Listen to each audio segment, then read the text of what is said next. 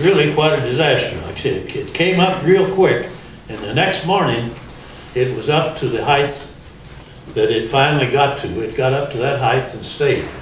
It raised about 6 feet or more that one day at night. And it caught a lot of people for that same reason, that they had a fixed thing. 1913 was high as it could get. I had a picture here. It was published in the news. You can't see it very well. But it was taken from Petzolazzi Hill. This is Petzolazzi Hill. Well, I have a better picture. I enlarged it. The news gave me a copy of this picture, and I enlarged it. And here it is. This is down Petzolazzi Hill. We lived in this house right here on the corner. This is Duke's drugstore. There's the Tell City National Bank. And there's Petzolazzi Street running down to the river. And here, surprise, is the old Southwestern factory, which is no longer there.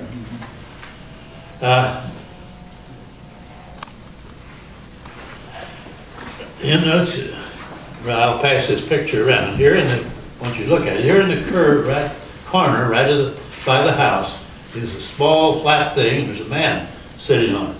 That's Herzog's boat. Herzog and Joe Paulin ran the filling station down here in the corner across the street from the bank.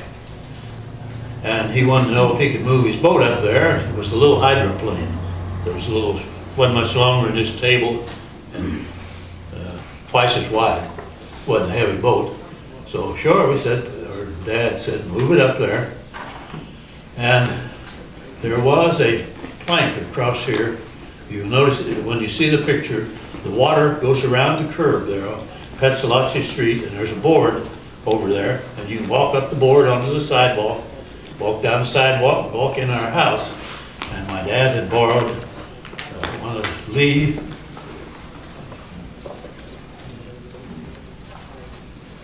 I can't think of his name, the local postmaster there had a boat, and he wanted a place to keep it. He lived down here, Lee Hare.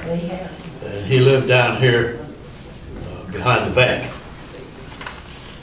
Of course, he had to have a place to put his boat where he could get it. He couldn't leave it tied to a fire hydrant. So, and the agreement was he could use the boat and we could use the boat. And he'd come knock on the door when he wanted it and get his boat. Meanwhile, we kids who were quite used to paddling around the river could use the boat, and we paddled around all over the place, of course.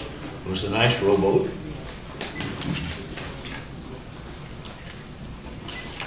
Here's a picture of myself and my sister Edna. Right out from our house, we've just pulled out from the porch. There's the store. We're heading down Petzolazzi Street to the bank. I'll pass these around and you can look at them in order here. Here, I'll open. All right, you can do that. Okay. Start with that first one, then the second one, then the third one. Let them roll. I'll pick up a little bit of something and one Okay. head around while he pulls himself together. Of course, everybody, they had the ENR church. It was called an evangelical church. That's where they took the sick and the hungry. There was, and I know you've heard this story before. There was one child born there, and so the county nurse came and gave shots for everybody that were free, and you took these shots. And then another thing, I know mine and Jean's grandmother, and you, like you said, it came up so far, and they could still get her out. It came to the front, and she was in the hospital and died during that. And but the other people, they all congregated there and helped each other.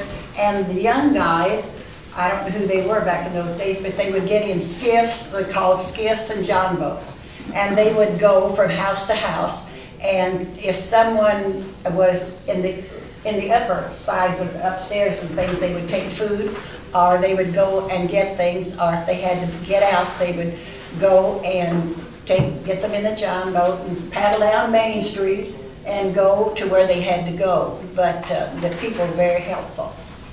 So that'll give you time to get yourself. Okay. There was only one way out of town, that was out Petzolozzi Street, past Dorothy's house. The only way, Troy could only go up the hill and over to Tell City that way.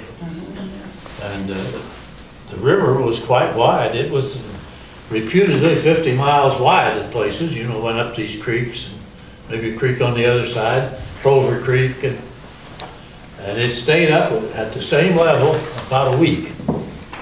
The flood was actually precipitated. We had had a cold winter, and snow had piled up in Pennsylvania and that area. Then we had a rain, and I mean to tell you, it rained in January. I recall I walked to school from down bottom Petzolozzi Hill High School. I was 16 and a half years old then. And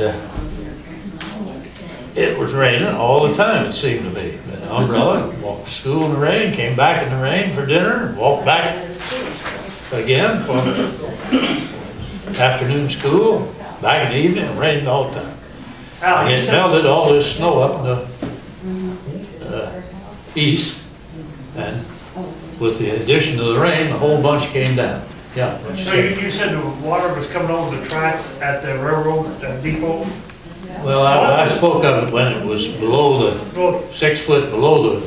And you know, there was no flood wall then. What large building was there? Was the Morwick still there, or what did they call? Was there a hotel? Morwick was on that corner across the street from the depot, but not in my time. Well, in 1937, was there anything there? No. Over across the street there was, on Main. On Main it was, yeah. Yeah, they were all in Main Street. There were houses there where the flood wall is now. Like the Lions, the city Lions, were they there? Yeah, they were there. They were there, yeah. So it was quite a disaster, and I mean, business-wise, of course, it didn't worry. Kids like me, you know, the adults took it pretty hard.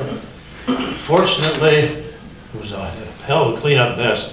Everything had mud that deep, and it was mud that you could splash on the top and down to thicker stuff on the bottom, and it was really slimy. And the chair companies and furniture factories were really, they were really hurt. It was a terrible mess. Yeah, it was a terrible mess for everybody. But people came from all over. People poured through here from far as Chicago to see the flood damage, and my father put out shoes and had the clothes washed, and people were, those days were more of a value oriented, you know. Maybe you only got a quarter for $1 or $1.50 pair of underwear, but it'd be stained with red dye from some of the boxes. But it was clean. You could get a quarter for it. The things moved out, in other words. The shoes, they wrinkled up and they were a mess, but they could be sold for 50 cents perhaps. And at least they got the stuff out of there. Did the Haynes Company reopen? No, they never reopened. They moved out then to. Well, how many jobs? That was a lot of jobs, wasn't it? Yeah, they just said forget it and moved up to Franklin. And a lot of people went with them. There were like 10 or 15 families that went with them. And it was to above Indianapolis. The whole families left, and that was very sad.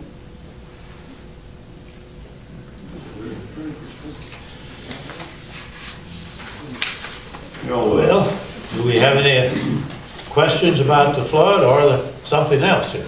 I tell you,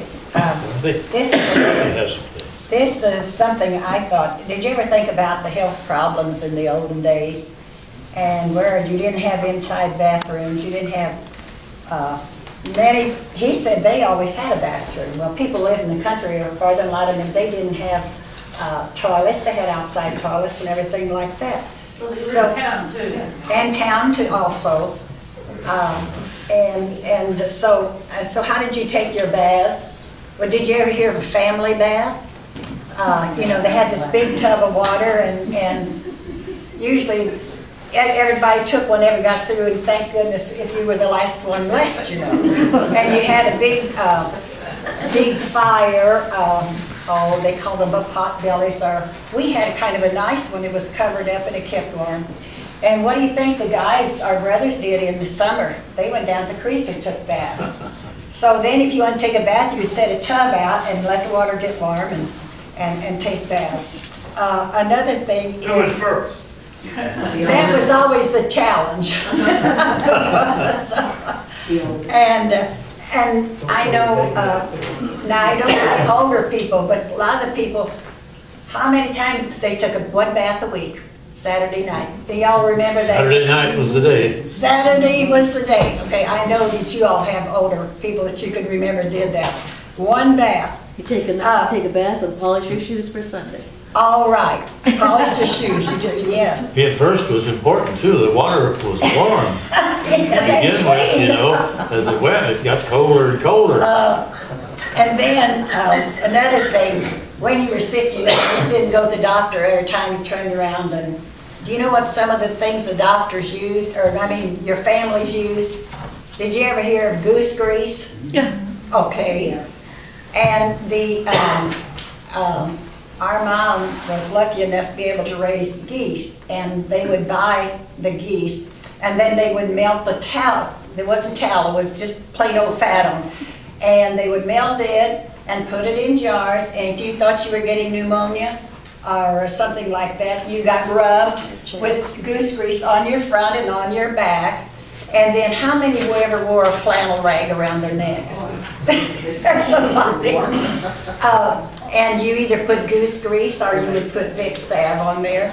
And another thing, when you went out, and I know my brothers, if they get hurt out on the farm or something, and what do you think you doctored up your cuts and scratches with? Kerosene. Yes! Coal oil. And it would burn like heck, but by gollies, you didn't have anybody die from it or get gangrene or anything. And yeah, and so anyway, things like that were very prevalent. And when you did all these things and you went out in the cold and came in freezing, and in the farm life, if you had one of your animals out to have small little pigs, or maybe a calf or something, where did they end up at? In your kitchen by the usually wooden cook stove or used coal. You made pets out of them. So a lot of people really lived through that.